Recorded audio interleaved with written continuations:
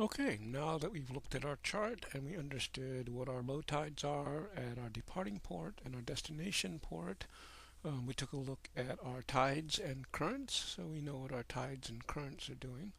The next thing we're going to take a look at next is what the weather and what the wind is forecasted, because that's the most dynamic thing that's going to change approaching your sail date. Everything else pretty much stays the same, but you can't predict exactly what the wind's going to be doing or the weather till you actually approach that date.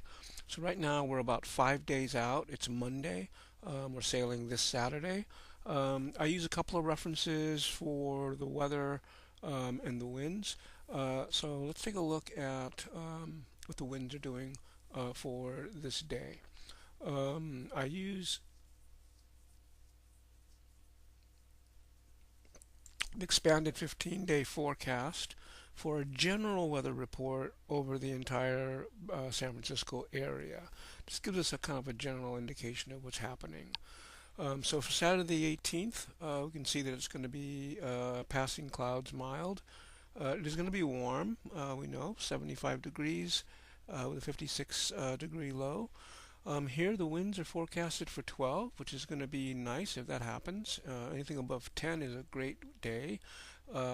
15 would be perfect, but anything between 10 and 15 is a perfect time out on the bay.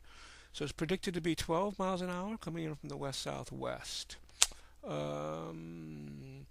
also take a snippet of this for my binder to take out on the boat with me, and I have that right here, and I highlight it again indicating what is forecasted. This also gets printed out and put on the same binder for the same charter date. So I have a good idea. It's going to be 12 miles an hour. It's going to be a very nice warm day. But for the winds, to actually zero in on what the winds are doing, I like using an app called Windfinder. Windfinder is a much greater focus on what's happening with the winds out on the bay. So for Windfinder, let's bring up our Windfinder app. And again, I have this program to the Bay Area. This is in real time. Today's Monday, 8:13, and this is what the winds are doing right now on the bay. Let's zero in here a little bit. And I'll explain this to you if you haven't seen Windfinder before. This is my favorite that I added. This is what the wind is doing at the Golden Gate Bridge right now in real time. Actually, it's 2 p.m. on 8:13 right now. Let me come up here. Yeah, it is. It's 1:58, so it's 2 p.m. If I come up here and actually click on my favorites, it brings up what's going on right now. So right now, it's 8 miles an hour out at the bridge. Winds are west-southwest at 246. Likewise, I can close this. What's nice about Windfinder is you can zero in anywhere on the bay and basically pick a spot, and it'll tell you what the wind is doing there. If I picked over here near Angel Island and just clicked on the chart, right now it's 8 miles an hour at Angel Island. If I clicked over here behind Treasure Island, it's also 8. And if I come down here to Alameda and take a look at Alameda,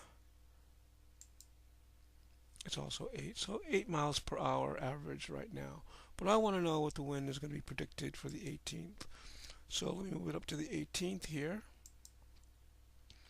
And I'm interested in the afternoon hours between 2 and 5. So for the 18th, according to Windfinder out at the Bay Bridge, it says 7. So you can see it's dramatically different forecast from what the overall forecast was for the bay when we looked at this chart here. It says 12 miles an hour west side from the west at 12, where Windfinder shows it at 7 from the west. So that's the variable there. It'll be anywhere between 7, 10, maybe 12.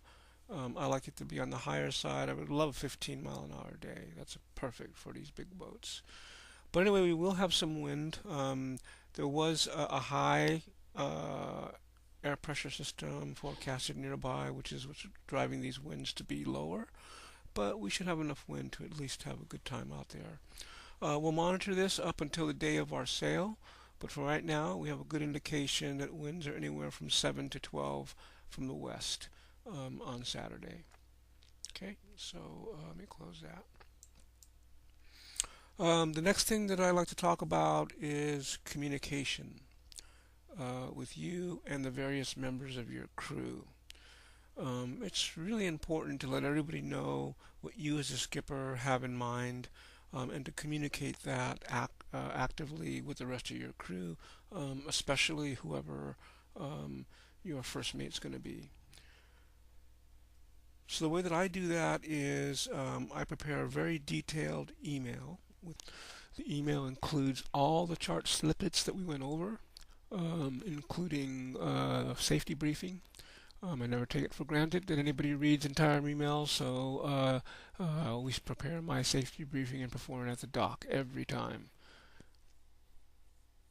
So this email outlines exactly what we're going to be doing. It lets everybody know what's going to happen to make sure that everybody's on the same page. So the first thing here is weather updates for our sail date of next Saturday, August 18th. Winds projected between 8 and 12, west coming in from the west. That was just updated a moment ago. You put in your crew divisions, whoever your crew is going to be, your first mate. Then you list your crew mates or your guests, and then any available open seats on the charter. Here's a detailed description of the yacht we're going to take out, and then I include tactical notes. So tactical notes attached to our destination, current tide, and chart slices for the day. The Dulciana Benetel Oceanus 38 has a deep draft of 6'9". Alameda Ballina Bay low tide is 7 feet. Attached predicted tides at 10 a.m. shows no low tide issues for this boat with a good 3-foot clearance, followed by a nice max ebb tide of 2.1 knots will help get us up to the upper bay much faster, leaving Ballina Bay at 9:30 a.m., arriving at Angel Island at 11:30 a.m. for lunch. Slack tide is 1:35 p.m., just perfect for an approach to the Golden Gate Bridge, followed by a nice increasing max flood of 1.8 knots by about 4 p.m., which will get us home a lot faster. There are no light towed issues returning to Alameda via McCovey Cove AT&T Ballpark. Then I include an itinerary. This is really important that everybody's on the same page, that everybody shows up at the right time, everybody knows what to expect on the charter. So 8:45 to 9 a.m. You get fitted for your personal life jacket flotation device. 9 a.m. to 9:30 is a safety briefing at the dock and a pre-cruise check of the boat and systems. 9:30 to 10 a.m. we cast off, doing a little jibing and tacking practice on the bay right outside our training grounds here, just to make sure that everybody gets a feel for the yacht, and if anybody's going to have any issues, we can drop them off before heading up to the upper bay. Nobody likes getting stuck on a yacht all day being sick, and I always think of my guests before I go out on a cruise. So take them out, do a couple of nice tacks and jibes, make sure they're going to be okay, and then head up to the upper bay. So 10 a.m. to 11:30 a.m. we're going to beeline motor sail straight to Ayala Cove and grab a slip at Angel Island State Park. We'll do a close flyby of Alcatraz if possible. If we don't arrive in time for a slip at Angel Island, we'll take a mooring ball at Sausalito Yacht Club and have lunch aboard the yacht. At 12 p.m. to 1:30 p.m. we'll have lunch. The plan is, anyway, to have lunch at Angel Island, get off the boat at Angel Island State Park for lunch. Don't forget to bring water, a lunch, and snacks you can eat during the day, and of course your favorite beverages. Bring your own. 1:30 to 4 p.m. we'll cast off and enjoy sailing Upper San Francisco Bay during the best afternoon winds, rotating crew positions, circumventing the bay from Tiburon, Belvedere, and Sausalito. We plan on tacking along the Golden Gate Bridge, weather permitting, letting everyone who wishes to participate drive the boat for absolutely awesome photo ops of the Golden Gate Bridge with you at the helm. We'll also be sailing the infamous Slot Wind Tunnel, weather permitting, finally heading down along the city front, Palace of Fine Arts, Hyde Street Pier, Aquatic Park, Pier 39, and the Port of San Francisco. 4 o'clock to 4:30 p.m. we stop off at McCovey Cove. There's no Giants home games during our charter, but it's really nice to check out the park and the cove and the stadium if you haven't seen it from the water before, especially if you haven't experienced this view. 4:30 to 6 p.m. we return to Alameda Home Port, and now it's time for the weather to cooperate and give us clear sailing and good wind. And then I include in the same email first-timer valuable tips. Please read. There will be a test. Just kidding. Um, Important. Make sure to bring any medications if you need to. We have several marine radios on the boat, but if you have an emergency, it'll take time to get back to home port or the nearest dock, or the Coast Guard should, to arrive, so they have to radio in an emergency. Let friends and family know the itinerary. Number one, make sure they only wear sneakers, white non-marking sole shoes, absolutely no boots, high heel shoes on the boat.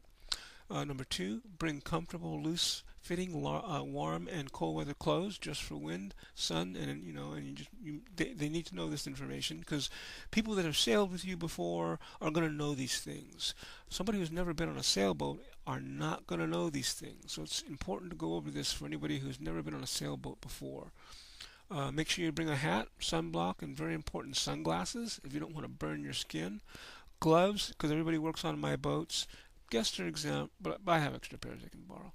Bring your cameras and binoculars for fantastic shots of the city front, bridges, and marine life that few people actually experience. Let's see, make sure you bring snacks, a lunch you can eat, water, and your favorite beverages of choice.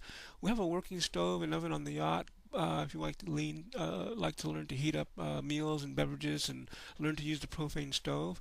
Open containers are only okay for my guests. We have a fridge to keep your beverages cold. The yacht is also equipped with all cookery, including cups, glasses, pots, pans, plates, knives, forks, and spoons. But I would prefer paper plates and cups for fast cleanups.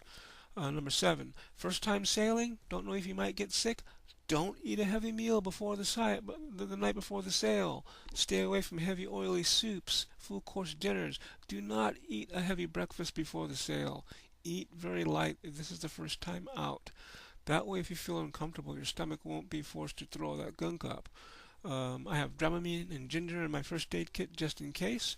And if you have no issues, you can snack on the way up till lunch. Then I put this note at the bottom of the email. Please, for the courtesy of everyone, prepare early the night before the sail. Arrive at the club Saturday, August 18th at 8:45 a.m. promptly to be fitted for your Freeloaner PFD jacket. Excited to be sailing with you all. Weather and crew updates to follow as we near our sail date. I give them my cell phone number here if they have any questions. I give them the contact information to where the club is located. And a copy of the Google map, and then looking forward to sailing you all. So preparing a detailed email like this will definitely help you ensure that you have a safe sail, and that everybody is aware of what's going on. Now, almost important that the safety briefing gets read at the dock for nobody who's ever sailed before. Don't forget to do that, and I'll cover that in a later segment here. That's pretty much it. It's important that everybody know what's going to happen. I think the worst mistake you could make as a new skipper is to pile a bunch of people on your sailboat without a plan and head out on San Francisco Bay hoping for the best. That's leading to a disaster situation, or at best an uncomfortable sail for you, definitely for your crew. So it's better to be organized. Make sure everybody's on board. Make sure your first mate knows. Share all the data with everybody, all the charts and all the places that we're going to. You can see up here I have all the chart clippets that we went over earlier. There's the McCovey Code chart. There's the tide chart. There's the currents. There's the Ballina Bay details. Here's the Angel Island details, and so forth. So make sure that you prepare everybody, and don't just climb on that sailboat and go out, because you might not come back alive. All right, that's it for this session, and hope this helped your charter, and have a good one. This is Skipper Roberto. Talk to you later. Bye-bye.